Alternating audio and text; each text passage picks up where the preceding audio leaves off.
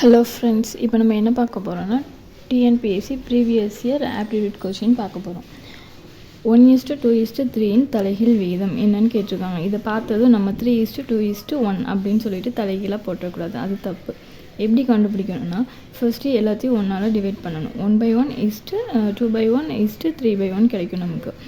இது தலைகீழாக எழுதிட்டு அதுக்கப்புறம் வந்துட்டு எல்சிஎம் கண்டுபிடிக்கணும். இப்போ 2 3 1 அதுக்கு எல்சிஎம் பார்த்தோம்னா 6 வரும். அப்போ எதால் மல்டிபிள் பண்ணால் 6 வரும்னு பார்க்கணும். 1 வந்துட்டு 6ஆல் மல்டிபிள் பண்ணால் 6 வரும். அப்போ பகுதியும் தொகுதியும் 6ஆல் மல்டிபிள் பண்ணணும். அதுக்கப்புறம் 2வை 3ஆல் மல்டிபிள் பண்ணோன்னா 6 வரும். அப்போ பகுதியும் தொகுதியும் 3ஆல் மல்டிபிள் பண்ணணும். அப்புறம் 3யை 2ஆல் மல்டிபிள் பண்ணால் 6 வரும். அப்போ பகுதியும் தொகுதியும் 2ஆல் மல்டிபிள் பண்ணணும். அப்படின்னா நமக்கு 6:3:2 / 6 கிடைக்கும். அப்போ இதோட ஆன்சர் 6:3:2, ஆப்ஷன் பி.